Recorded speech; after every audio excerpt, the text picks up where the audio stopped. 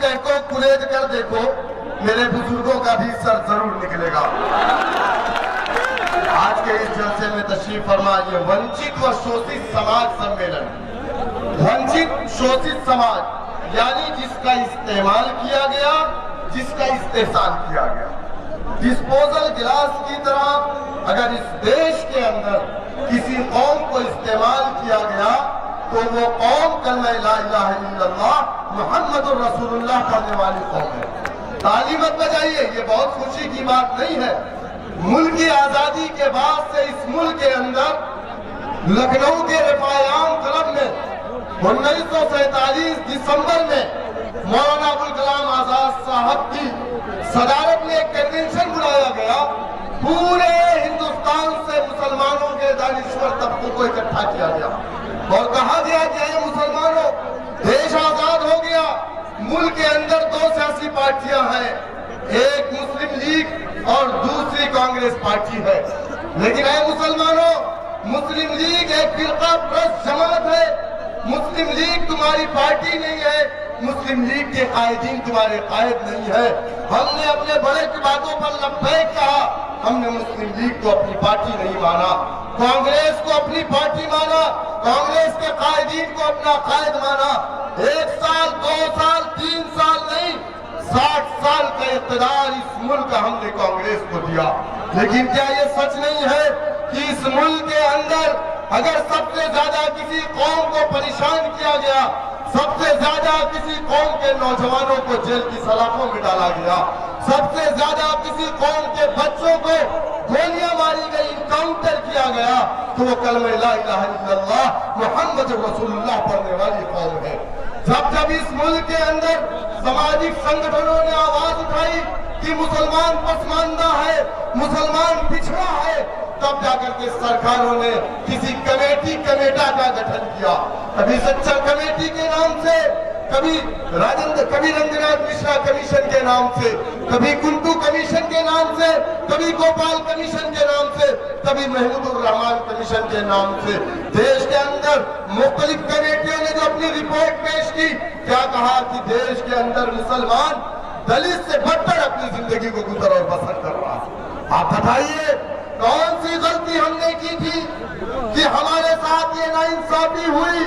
हर कौम आगे बढ़ रही है, हर कौम का बच्चा आगे बढ़ रहा है। आज उत्तर प्रदेश के अंदर आप थानों में जाइए, मुझे खुशी इस बात की है कि उस थाने के अंदर मेरा दलित का बेटा है, उसके बदन पर वर्दी है।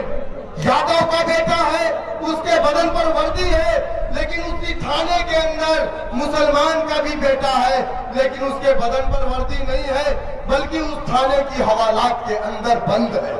आखिर क्या वजह है कि आज मुसलमान इस प्रदेश के अंदर पिछड़ा है? आखिर क्या वजह है?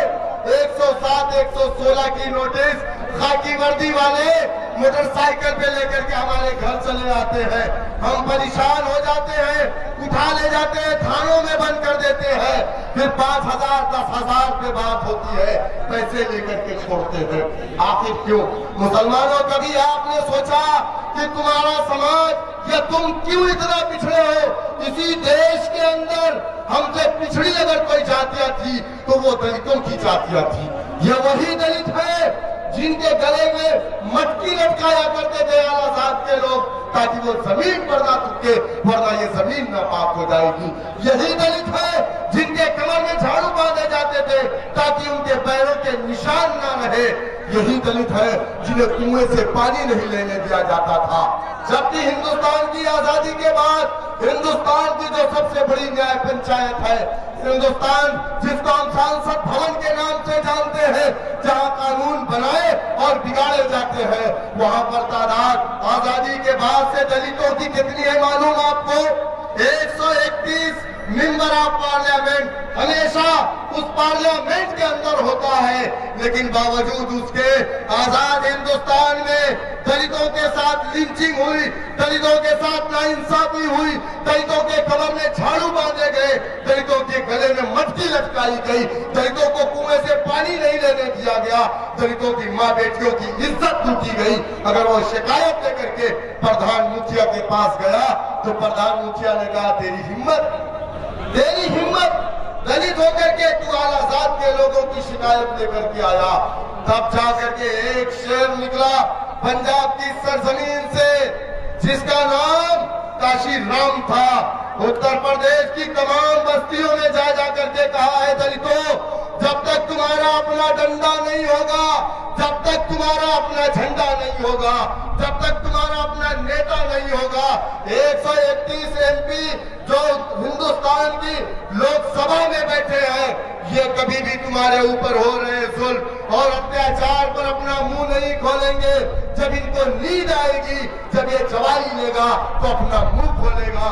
इसी तरीके से मुसलमानों, अगर तुम ये समझ रहे हो कि समाजवादी पार्टी को वोट दे करके तुम्हारे हालात अच्छे हो जाएंगे, 4 मरतबा प्रदेश के अंदर आपने समाजवादी की हुकूमत बनाई, 7% उत्तर प्रदेश में यादव, हर जगह पर यादव का बेटा, सरकारी नौकरी में यादव का बेटा, थानों में यादव का बेटा, कंडक्टर यादव का बेटा, ड्राइवर सरकारी यादव का बेटा, लेखपाल से लेकर के एसडीएम तक यादव का बेटा।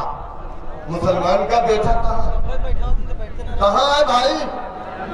अरे दामाद की तरह इज्जत मिली, लेकिन दामाद को कभी हिस्सा नहीं मिलता, नोट कर लीजिएगा। अगर दामाद बनना चाहोगे जाओ, 3 दिन इज्जत तो मिलेगी, सरकार बनने के बाद नाकारी औलाद को हिस्सा मिलता है, कभी आपको नहीं मिलता है। मुसलमानों, इसी देश के अंदर योगी जी हैं। योगी जी पीले कपड़े पहनते हैं, सर पे बाल नहीं, दाढ़ी नहीं, चिकने हैं,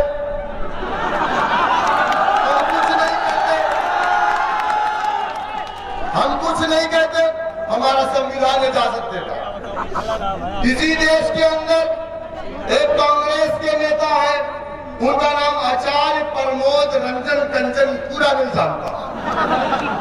उन्होंने क्या कहा? मौलाना बदरुद्दीन अजमल साहब की दाढ़ी को क्या कहा? बकरा दाढ़ी कहा ना भाई। हमने तो कभी नहीं कहा कि इनकी मोच कुत्ते की पोछ की तरह है, लेकिन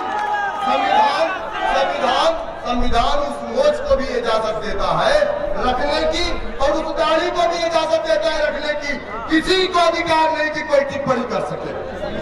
लेकिन आज अगर टिप्पणी किसी कौम पर है, भाई आप देखें ना, 15 से 20 लाख लोग नंगे होकर के नहाए कि नहीं उत्तराखंड में? नहाए कि नहीं? टेलीविजन पे चला कि नहीं?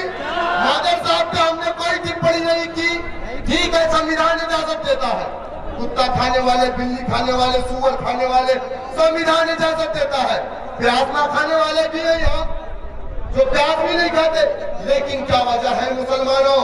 अगर परेशानी किसी से है तो हमारे मजहब से है। हमारी शरीयत में मुदाखलत, हमारे खाने पे पाबंदी, हमारे कपड़े पे पाबंदी, हमारे निकाब से परेशानी, हमारे मजहब से परेशानी। क्यों? क्या संविधान हमें इस बात की इजाजत नहीं देता?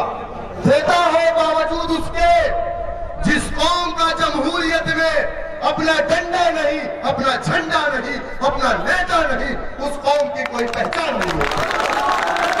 आप क्या सोचते हो समाजवादी को वोट दे करके आप अपने अच्छे दिल ला सकते हो? समाजवादी को वोट दोगे, सरकार बनेगी, तब भी लिंचिंग तुम्हारी होगी। बीएसपी को वोट दोगे तब भी लिंचिंग तुम्हारी होगी। कांग्रेस को वोट दोगे तब भी लिंचिंग तुम्हारी होगी। बीजेपी को वोट दोगे तब भी लिंचिंग तुम्हारी होगी। एनआरसी पे कौन बोला? कौन बोला एनआरसी पे?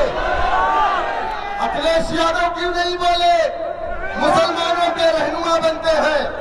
मायावती ने तो त्रिशूल उठा लिया, अब वहां तो दूसरे नारे लगने शुरू हुए, जय भीम के नारे नहीं। संविधान को अगर बनाया बाबा साहेब भीमराव अंबेडकर ने था, तो यकीनन संविधान को अगर कोई बचाएगा तो मेरे कायद रखते मिलत जनाब बैरिस्टर सोची हो। देश की पार्लियामेंट के अंदर जब लोग वोट ले रहे, जब पार्लियामेंट के अंदर 2019 में लोग वोट ले रहे थे, अरे बीजेपी से जीत करके आने वाला दलित एमपी भी नारे लगा रहा था जय श्री राम के। अब तो श्री राम जी भी 2 हो गए भाई।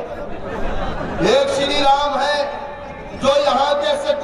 हिंदुओं के राम है, एक जय श्री राम के नारा लगाने वाले आतंकवादी जो मारते लिंचिंग करते, एक वो आतंकवादी, वो जय श्री राम, वो उनके अलग भगवान है। गाय भी इसी तरीके से दो तरीके की हो गई, एक दूध देती है, एक ओट देती है। मेरे भाई, मैं आपसे बस यही कहूंगा कि मुत्तहिद हो तो बदल डालो निजामे गुलशन, मुत्तहिद हो तो बदल डालो निजामे गुलशन, मुंतशिर हो तो मरो शोर मचाते क्यों।